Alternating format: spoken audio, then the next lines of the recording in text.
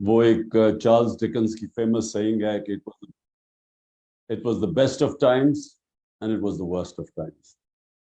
Worst of times तो आप सबको पता है, जो मुल्क के हालात हैं, जो इन्होंने किया पाकिस्तान के से, वो तो खैर कोई दुश्मन भी नहीं कर सकता था कि किधर वो एक साल पहले किधर खड़ी थी इकोनॉमी और आज किधर पहुंच गई है। और ये बार बार हमें ब्लेम करते जा रहे थे कि जी हमारी वजह से है। तो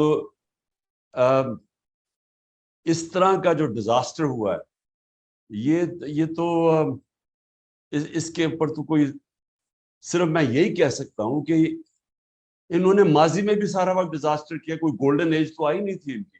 99 में भी ये डिजास्टर छोड़ के गए थे, 2018 में भी छोड़ के गए थे। तो मैंने जब बाजवा को कहा और फिर ये शौकत को भेजा उसको बताने के लिए कि हमें जब पता चला ये साजिश कर रहा है, तो हमने उसको बताया, मैंने भी बताया इसने भी, कि इस वक्त बड़ी मुश्किलों से कमोडिटी सुपर साइकिल के होते हुए हम बड़ी डेलिकेटली अपनी इकोनॉमी बैलेंस कर रहे हैं। क्योंकि वो उस वक्त तेल तो वो $110 पे पहुंच चुका था बैरल पे इंटरनेशनली, तो प्रेशर तो पड़ा जा रहा था। तो उससे मैंने भी कहा, इसने भी कहा कि एक दफा अगर आपने इसको डिस्टेबलाइज कर दिया पॉलिटिकली, तो ये एक इकोनॉमी ये नहीं संभाल सकेगी, क्योंकि उन्होंने माजी में भी कभी नहीं संभाली थी। एनीवे वो हो गया।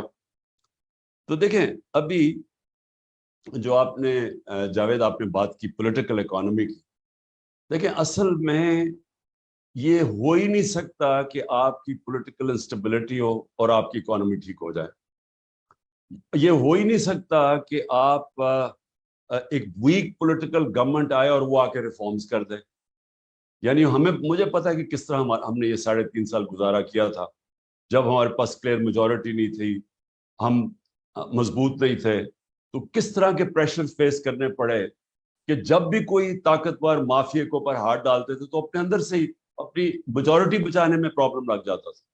और फिर जब सुपर किंग साहब अगर फैसला करें कि यहाँ अकाउंटेबिलिटी नहीं होनी, तो हम जो मर्जी कर लें, अकाउंटेबिलिटी नहीं हो सकती थी, क्योंकि यहाँ हमारी कमजोरी इतनी थी।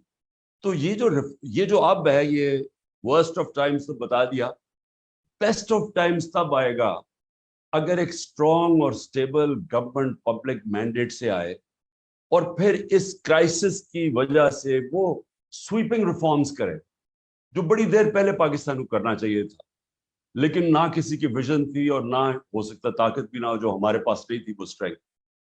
लेकिन अब मैं पहली दफा देख रहा हूं कि इस क्राइसिस में तो आप बिजनेस एज यूजुअल कंडक्ट कर ही नहीं सकते। इसमें तो आप वो स्टेप्स लेने पड़ेंगे जो मेरे नहीं ख्याल में किसी गवर्नमेंट ने अभी तक ली, वो लेने पड़ेंगे, क्योंकि कोई भी चीज अब इस क्राइसिस से निकल नहीं सकती। लेकिन मेरे ख्याल में कि अगर एक पब्लिक मैंडेट से गवर्नमेंट आए, लोगों से सच बोले, लोगों को तैयार करे।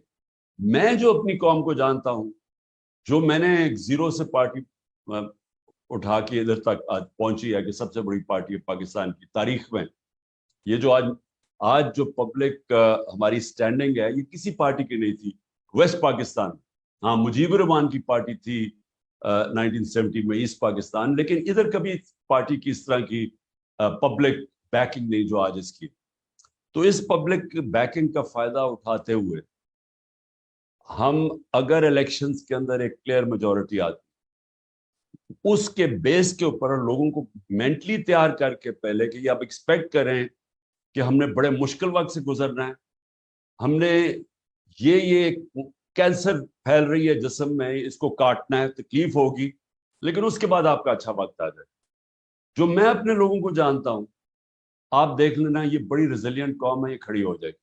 सिर्फ उसका हमें करना क्या पड़ेगा उस मुश्किल वक्त में, जो सानिया नश्तर के प्रोग्राम्स हैं, जो बड़े अच्छे, मुझे भी इसने एक्सप्लेन किया, वो जो टारगेटेड सब्सिडीज का प्रोग्राम है, हेल्थ कार्ड है, हमने उनकी प्रोटेक्शन के लिए, जिस तरह सस्ते कर्जे हैं, ये हमें उनकी प्रोटेक्शन के लिए चीजें देनी पड़ेंगी, जो सबसे वनरेबल तबका, उसको दे के तो फिर बड़ी रेडिकल रिफॉर्म्स, जिसमें सारी आपने बात कर दी है। ये जो गवर्नेंस सिस्टम है, ये तो बिल्कुल ही एक ऐसा सिस्टम है जिसके अंदर हम निकल ही नहीं सकते। ये जो हमारे प्रॉब्लम्स, वो उसकी वजह ये है कि इतना अनवील्डी किस्म का सिस्टम है کہ آپ جو ہم چیزیں چاہتے ہیں نا, ہمارا پرابلم تو ٹوین ڈیفیسٹس ہے, ایک طرف کرنٹ اکاؤنٹ ہے, دوسری طرف فسکل ہے. تو ان دونوں کو ٹھیک کرنے کے لیے پہلے تو ریفارمز چاہیے سسٹم, ہر تھرو آؤٹ ہر چیز کے اندر ریفارم چاہیے. لیکن جو میں سب سے پہلے جو شارٹ ٹرم کی آپ بات کر رہے ہیں نا شوکت, سب سے جو ہم امیڈیٹ اگر ہم کہیں سے ریلیف مل سکتی ہے, کیونکہ دو ہی پرابلمز ہو جاتے ہیں. سب سے بڑا پرابلم تو ڈالر کا ہوتا ہے, ہمارا روپیہ گرنا شروع ہو جاتا ہے, اس سے انفلیشن بڑھنی شروع ہو جاتی ہے, اس سائیکل کے اندر ہی ہم پھنسے ہوئے ہیں, اور اس کی وجہ سے انویسٹمنٹ نہیں آتی. کیونکہ جب آپ کا کرنسی گر رہی ہو تو جو باہر سے انویسٹر ہے وہ اگر یہ سمجھتا ہے کہ ڈالر میں پیسے رکھے تو فائدہ ہے, وہ کیوں پاکستان میں اپنے ڈالر چینج کر کے انویسٹ کرے. اور اپنے بھی لوگ, ہمارے بھی لوگ آج جو حالات ہیں پاکستان کے, سارا پاکستان کے اندر بھی انویسٹر وہ ڈالر ہی لے کے بیٹھ جائے.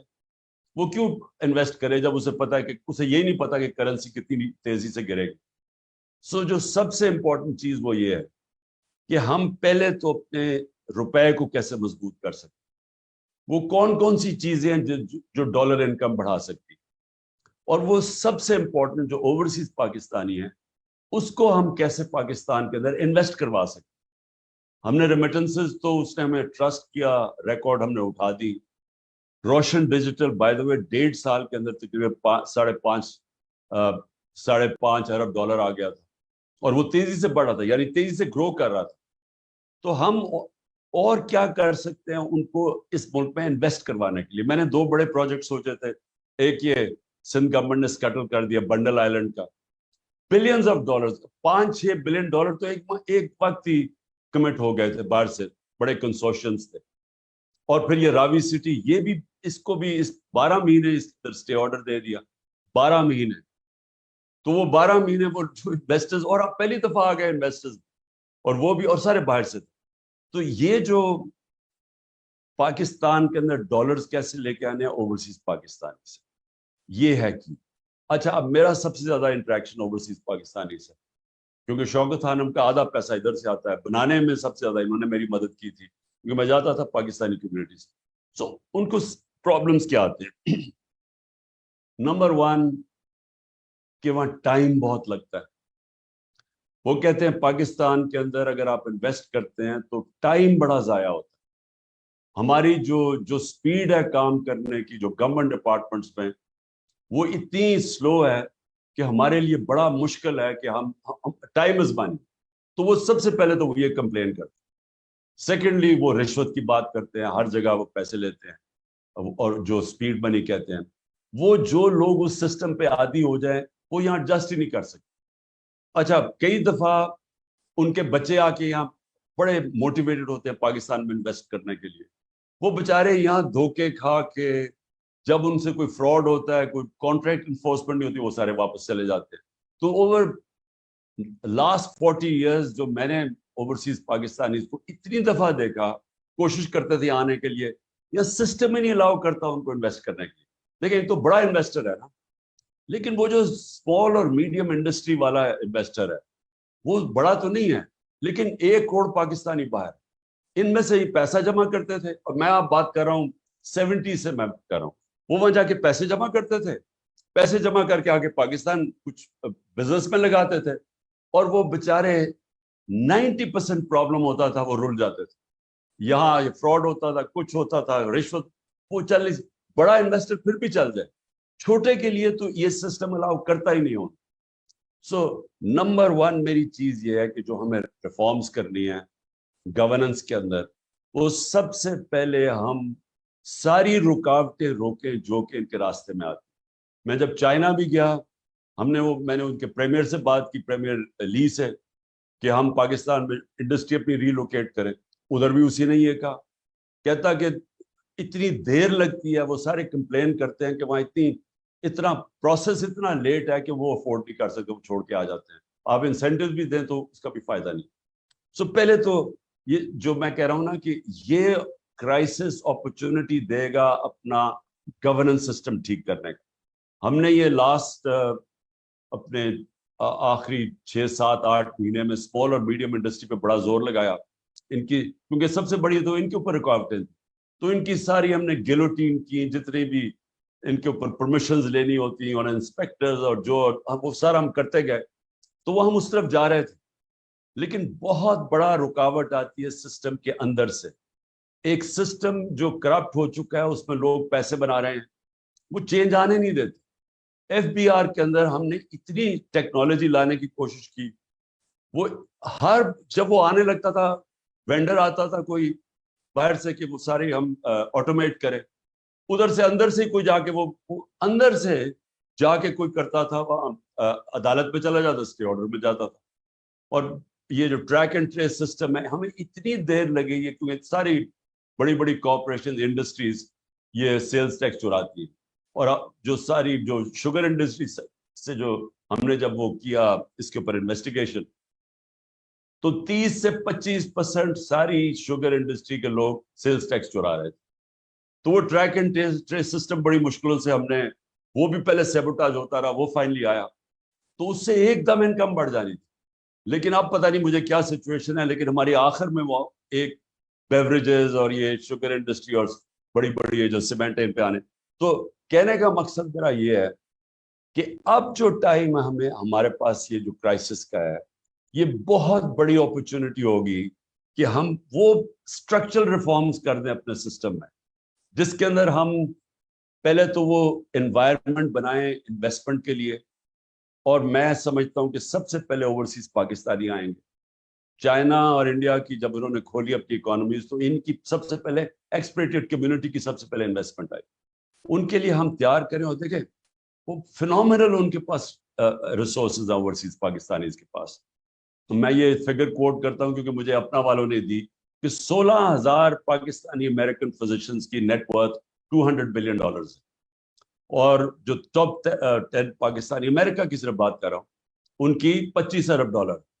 तो ये सारे जो लोग हैं, ये अभी भी पाकिस्तान के लिए तरसते हैं आने के लिए, दर्द फील करते हैं, डेमोन्स्ट्रेट करते हैं जब बुरा होता, लेकिन इन्वेस्टमेंट नहीं लेके आते क्योंकि वो सिस्टम ही अलाउ नहीं करता। और हमने नंबर 1 ये हो गया। नंबर 2, जो मेरी मैं वो भी आखिर में हमने ये रियलाइज किया कि ये जो भी चीज डॉलर इनकम लेके आती, इसके लिए एक अलहदा मिनिस्ट्री होनी चाहिए। क्योंकि वो कौन सी चीजें डॉलर लेके आती हैं, ताकि उनकी सिर्फ फोकस हो कि वो मिनिस्ट्रीज जो जिधर जिधर, क्योंकि वो क्रॉस द बोर्ड होती है ना, एक तो एक्सपोर्ट्स है आपकी, लेकिन और भी आपकी हैं, मतलब एग्रीकल्चर है, उसके अंदर कौन सी चीजों से पैसे हम इंपोर्ट सब्स्टिट्यूशन कर सकते हैं, लॉन्ग टर्म प्लानिंग हो, तो वो एक जगह से मॉनिटर हो। क्योंकि मैंने रियलाइज किया कि वो अलग जगह काम होते हैं, उनकी कोई कोऑर्डिनेशन ही नहीं होती। और फिर कोई किसी को, यानी जो ब्यूरोक्रेसी में लोग काम कर रहे होते हैं, किसी को अहमियत ही नहीं है कि हमें कितना इंपॉर्टेंट है इस मुल्क में हम डॉलर इनकम बढ़ाएं। एक मसलन कहीं से ग्रांट आ रही थी डॉलर्स की, मैं आपको सिर्फ मिसाल दे रहा हूँ, $500 मिलियन की आ रही थी। वो वर्ल्ड बैंक वाला वो जो एलांगो था वो मेरे पास आया, कहता कि तुम्हें पता है तुम्हारे पास सिर्फ 2 हफ्ते रह गए और वो ग्रांट वापस जा रही है। मैं बड़ी देर का, मैं 3 महीने पहले हमने गो हेड दी हुई थी उसको। तो मैंने जब चेक किया, एक सेक्शन ऑफिसर ने ऑब्जेक्शन लगा दी थी उसको, ग्रांट आ रही है $500 मिलियन, उस ऑब्जेक्शन की वजह से वो सिर्फ 2 हफ्ते रह गए थे, वो ग्रांट वापस जा रही थी। तो यानी ऐसे लगता है कि लोगों को समझ ही नहीं है कि कितनी इंपॉर्टेंट है इस मुल्क के अंदर हमारी एक्सपोर्ट अर्निंग्स या डॉलर इनकम। तो मैं ये सोच रहा था कि एक अगर मिनिस्ट्री का सिर्फ ये काम हो कि कौन सी चीजें डॉलर्स लेके आती है, और वो उनकी सारा वक्त प्लानिंग हो रही हो कि हम कैसे इसको एक्सपैंड कर सकते हैं, हम किधर किधर प्रॉब्लम्स आ रहे हैं वो दूर करें। तो और फिर एग्रीकल्चर है, और मतलब टूरिज्म की कभी भी नहीं होनी चाहिए कि इसको ये प्रोविंसेस के अंदर चले गए टूरिज्म, उनके पास कैपेसिटी नहीं है टूरिज्म डेवलप करने। टूरिज्म फेडरल सब्जेक्ट होना चाहिए ओवरऑल आप, क्योंकि इसमें इतना ज्यादा पैसा आ सकता है। सिर्फ रिलीजियस टूरिज्म में जो हमने शुरू की थी, ऐसी ऐसी बुद्धिस्ट साइट्स हैं पाकिस्तान में, लेकिन उसका कोई, अब वो केपी के पास, केपी में जो पड़ा हुआ है मसलन बहुत ज्यादा साइट्स हुआ है, और ये जो 40 फुट का स्लीपिंग बुद्धा पड़ा है जो हमारे दौर में डिस्कवर हुआ, तो उसके लिए तो पूरा एक प्लान बनना चाहिए कि कैसे अट्रैक्ट करें। मैंने वो कोई बुद्धिस्ट मॉन्क्स आए, तो उन्होंने کہا جی یہاں ساری دنیا اس کو دیکھنا آنا چاہتی ہے، وہاں کوریا سے آئے ہوئے. تو ہمارے پاس نہ کے پی کے اندر کیپیسٹی تھی کہ وہ اس کو پوری طرح مارکیٹ کریں یا ڈیولپ کریں، اور نہ ہی کسی کے پاس ہے.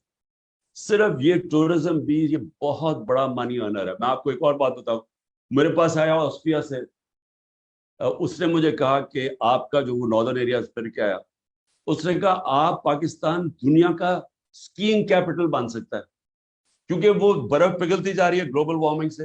ہماری اتنے اونچے اونچے پہاڑ ہیں کہ وہاں سارا سال اسکیئنگ ہو سکتی ہے. تو اینی وے میں صرف یہ اگزامپل دے رہا ہوں کہ ہمارے پاس کیپیسٹی، اب جی بی کے اندر کیپیسٹی ہوگی کہ وہ ڈیولپ کرے اس کو.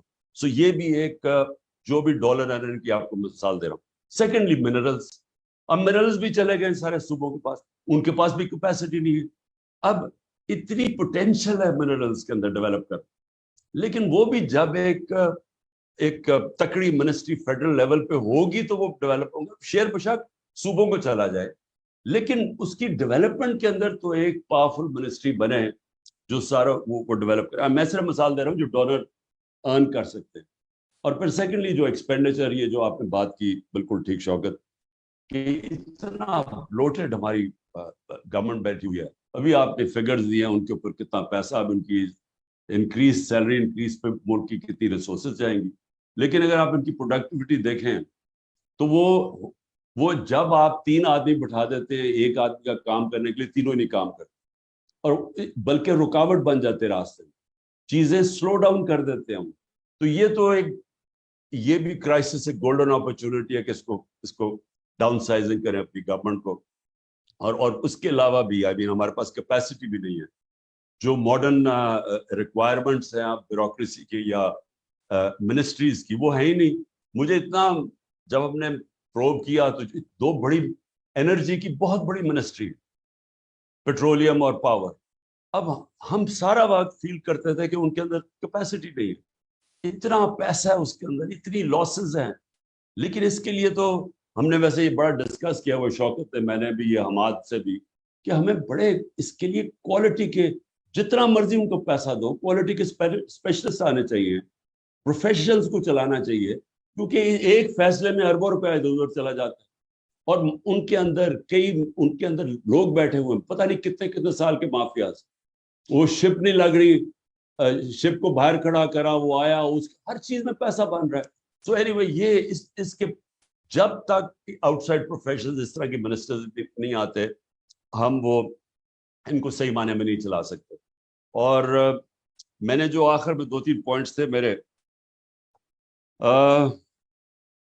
ہاں لانگ ٹرم پلاننگ. دیکھیں میں نے ایک اور بھی دیکھا کہ ہم جو آج ہمارے حالات ہیں وہ سارے یہ شارٹ ٹرمزم کے لیے، ہم الیکشنز کے لیے دیکھتے ہیں. اس لیے کبھی کسی نے انوائرمنٹ کا ہی نہیں سوچا. ہم نے پہلی دفعہ یہ جو ہماری اور دنیا میں بھی اکنالجمنٹ ہوئی، وہ تو کے پی سے ہم نے شروع کیا، یہ جو بلین ٹری سونامی کا آئیڈیا کیا، اور اس کے بعد انوائرمنٹل پہلی دفعہ پروگرامز بنائے.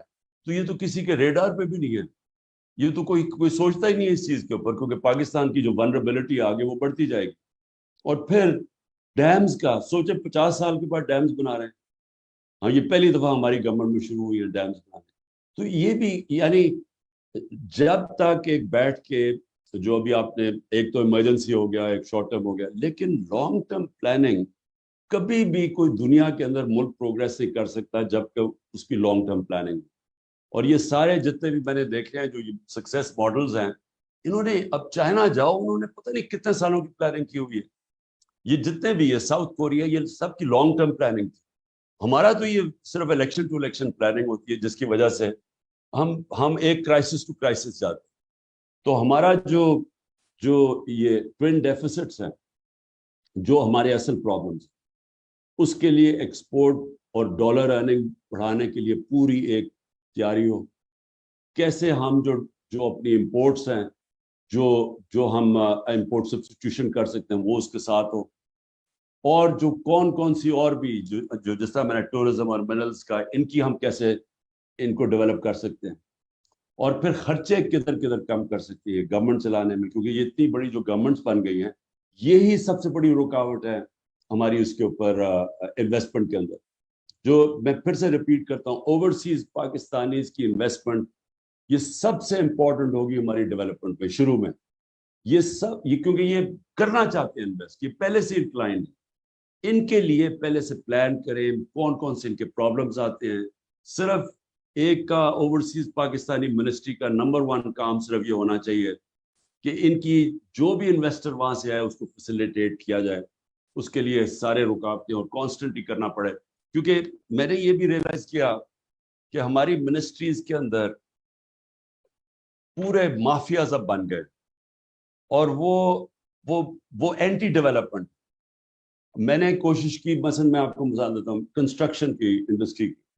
हम जब कोविड के अंदर फंस गए और बिल्कुल ही इकोनॉमी ठप हो गई, तो मैंने फिर वो खास उसके IMF के हेड से बात की और हमने कंस्ट्रक्शन इंडस्ट्री को हमने फिर इंसेंटिवाइज किया, क्योंकि वो रोजगार देती है ज्यादा। आप यकीन करें कि मुझे हर हफ्ते मीटिंग करनी पड़ती थी, हर हफ्ते फैसला होता था कि जी आपकी अब ये रुकावटें आ रही है। वो कंस्ट्रक्शन इंडस्ट्री के भी लोग आए हुए थे, वो कहते थे ये प्रॉब्लम्स आ रहे हैं, वो हम रिमूव करते थे, फैसला हो जाता था।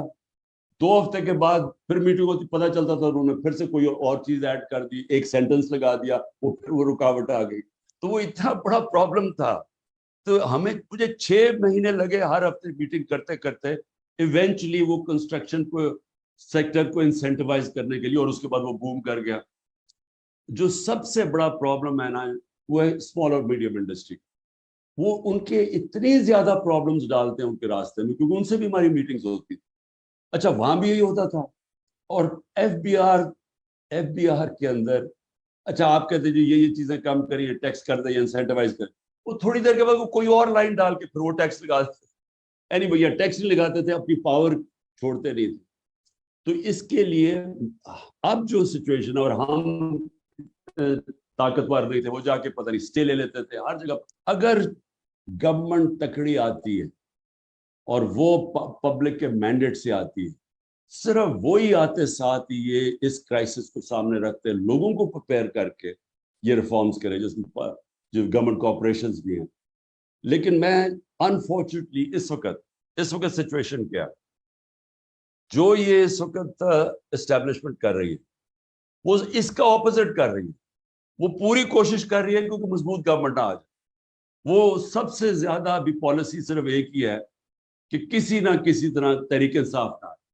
अब अगर तहरीक इंसाफ नहीं आएगी तो कौन आएगा? यही खिचड़ी है। ये शौकत तरीन का कजन, वो एक तैयार हो रहा है, एक और खिचड़ी पक रही है वहां। तो ये जब सारे मिलके आ जाएंगे तो मुझे बताओ इन्होंने गवर्नेंस क्या देनी है? यानी वो बिल्कुल ही ऑपोजिट है जो मुल्क की जरूरत है। मुल्क की जरूरत है स्ट्रॉन्ग गवर्नमेंट। ये जो लेके आ रहे हैं वो मोर ऑफ द सेम। यही लोग हैं ना, ये इनमें एक दो और रेलूकटे ऐड हो जाएंगे, लेकिन वो गवर्नेंस कैसे प्रोवाइड करेंगे? क्योंकि इन्होंने अभी तक एक तो रिफॉर्म की नहीं है, ना ही ये कर सकते हैं। सो इसलिए अनफॉर्चुनेटली जो जिस तरफ हम डायरेक्शन जो मुल्क का जा रहा है, मैं 1 साल से लगा हुआ हूं कि एक ही तरीका है, इलेक्शन करवाओ। इलेक्शन करवाओगे तो पॉलिटिकल स्टेबिलिटी आएगी। जब तक पॉलिटिकल स्टेबिलिटी आएगी, इकोनॉमी ने स्टेबलाइज नहीं करना। और वही एक काम को उसका उल्टा कर रहे हैं। अब कह रहे हैं जी अक्टूबर में इलेक्शन करवाना है। अब कह रहे हैं कि अक्टूबर में भी शायद इलेक्शन ना हो, अगले मार्च पे चला जाए। वो क्यों चला जाए? क्योंकि जब तक पीटीआई क्रश नहीं हो जाती इन्होंने इलेक्शन नहीं करवाना। अब मुझे ये बताओ कि जिनकी सोच ये है वो पाकिस्तान को तो नहीं सोच रहे। क्योंकि पाकिस्तान का तो जिस तरह हम सब जानते हैं, जिस तरह ये जावेद ने बड़ी अच्छी बात की कि पॉलिटिक्स और इकोनॉमिक्स तो साथ साथ जाती है। तो ये अगर इस सिचुएशन के अंदर हमारे पास पॉलिटिकल स्टेबिलिटी नहीं आती तो ना यहाँ कोई रिफॉर्म्स हो सकती है, ना हम इस क्राइसिस से निकल सकते हैं, ना इनके पास कोई रोड मैप है। अब इनके पास तो कोई रोड मैप है ही नहीं, जो होता नजर आ जाना था अब तक। प्लस ना कोई ट्रस्ट करता है। और जो मेरी फीलिंग है कि हमें जो शॉर्ट टर्म में बूस्ट मिलेगी वो ओवरसीज पाकिस्तानी से, वो तो सबसे पहले रोशन डिजिटल से पैसा कम हो गया, रेमिटेंसेस गिरनी शुरू हो गई। उन्होंने तो इन्वेस्ट करना नहीं है। और वो क्यों इन्वेस्ट करेंगे जब इनकी सारी लीडरशिप के अरबों डॉलर बाहर पड़े हुए हैं, अपने पैसे बाहर रखे हुए हैं, और लोगों को कह रहे हैं कि पाकिस्तान वो इन्वेस्ट नहीं करने लगे। तो है ही सिर्फ एक सोल्यूशन कि हमारी जो रिफॉर्म प्रोग्राम की बिगिनिंग होगी वो होगी तब कि फ्री एंड फेयर इलेक्शंस हो, एक पब्लिक मैंडेट से गवर्नमेंट आए, اور پھر وہ سرجیکل ریفارمز کرے, پبلک کو اپنے ساتھ لے. پبلک اس ملک کی بڑی تکڑی ہے. اگر ہم پبلک کو صرف یہ سمجھا دیں کہ آپ کو یہ مشکل پیریڈ گزرنا پڑے گا جب تک یہ ریفارمز چلتی نہیں ہیں, میرے خیال میں پبلک ساتھ چلے گی اگر وہ گورنمنٹ کو ٹرسٹ کرتے ہیں. اور اس کے ساتھ یہ سارے ہم وہ پروگرامز جو ہم نے شروع کیے ہوئے تھے, جس میں ہیلتھ کارڈ بہت امپورٹنٹ ہے, کیونکہ یہ ہیلتھ کارڈ کی صرف یہی نہیں ہے کہ یہ غریب آدمی کا سب سے, جب بیچارہ بیمار ہوتا ہے, عام آدمی, غریب کیا, اب تو مڈل کلاس کا بھی یہی حالات ہے, جب وہ سب سے تکلیف میں ہوتا ہے اس کے پاس ہیلتھ انشورنس ہو, وہ اس سے بہتر نعمت آپ نے کسی کو, آپ عام آدمی کو دے سکتے ہیں. لیکن اس کے علاوہ پہلی دفعہ پرائیویٹ سیکٹر کے ہاسپٹل دیہاتی علاقوں میں جا رہے تھے. پہلی دفعہ کیٹریکٹ کے آپریشن کرنے کے لیے ڈاکٹرز نے اپنی چھوٹی چھوٹی کلینکس کھولی تھی دیہاتوں کے اندر, ہیلتھ کارڈ کی وجہ سے. نہیں تو وہاں تو ان بیچارے لوگ بے بس ہے, ہمارے پاس پیسہ ہی نہیں ہے انفراسٹرکچر بنانے کا سارے پاکستان میں ہاسپٹلس کا. تو ایک بالکل کوانٹم چینج آ رہا تھا ہمارا پورا ہیلتھ سسٹم اور ان کی پروٹیکشن کے علاوہ. اور دوسرا پھر یہ جو احساس کا پروگرام ہے, ٹارگیٹڈ سبسڈیز, یہ بالکل سبسڈیز ٹارگیٹ ہونی چاہیے. یہ جو اتنا زیادہ ہم سبسڈائز کرتے ہیں پیسہ, وہ جاتا ہی نہیں ہے. وہ تو, اور یہ بھی بات کی ایکسپورٹس کا بھی سبسڈائز تب کریں جب اس کا رزلٹ نظر آئے کہ ہاں ایکسپورٹ سے آپ کی انکریز ہوئی ہے, تو تب سبسڈیز ہے. سو یہ جو اب تک سبسڈائز کرنے کے پروگرامز ہیں, اس کو بالکل چینج کرنا چاہیے. اور ثانیہ نے یہ جو یہ نچلے طبقے کے لیے ٹارگیٹڈ سبسڈی, وہ بڑا, میں نے اس کی پریزنٹیشن دیکھی ہے, زبردست پروگرام اس نے بنایا. اور اس کے علاوہ یہ جو, سو ہم نچلے طبقے کو اگر دھیان کر لینا, کیونکہ یہ مشکل وقت میں ان کے اوپر پریشر نہ پڑے, تو اس کے بعد میرے خیال میں یہ قوم تیار ہو جائے گی یہ اس ریفارم پروگرامز کے لیے. تو میں سب کا شکریہ ادا کرنا چاہتا ہوں, کیونکہ آپ کی, مجھے آج کل آپ کو پتہ ہے کہ مجھے ٹائم نہیں ملتا, کیونکہ میں لاء سیکھ رہا ہوں. اب میں اتنی زیادہ عدالتوں میں جا چکا ہوں کہ میں بڑا ایکسپرٹ بن جاؤں گا لاء کا, تو اس لیے مجھے اتنا وقت نہیں ملا. لیکن میں انشاءاللہ یہ تھوڑا سا پریشر ایز ہوتا ہے تو ہم شوکت یہ ریگولر میٹنگز کریں گے. میں ابھی بھی کنونسڈ ہوں, وہ ابھی ہم بات نہیں کریں گے اس کے اوپر, لیکن میں کنونسڈ ہوں کہ تھوڑا سا out of the box thinking کرنی پڑے گی کہ یہ جو ہمارا روپیہ گرتا ہے اور یہ جو اس کے ساتھ انفلیشن آتی ہے, یہ جو سب سے بڑا پرابلم ہے, اس کے اوپر تھوڑی سی out of the box thinking جو ہے, اس کے اوپر اور ڈیبیٹ چاہیے. کیونکہ وہ جو ہمارا دوست ہے, وہ پورا پیپر اس نے بنا کے ابھی مجھے بھیجنے لگا, جو میں آپ سب کے اندر سرکولیٹ کروں گا. اس نے وہ بڑا کمپریہنسو ایک پروگرام بنایا کہ اس کے خیال میں کرنٹ سچویشن میں ہم کیسے نکلیں گے. اوکے جی, تھینک یو, بہت شکریہ.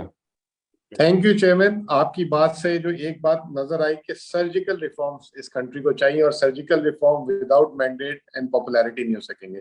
With that, thank you very much all participant. Thank you chairman. اللہ حافظ. Thank you G.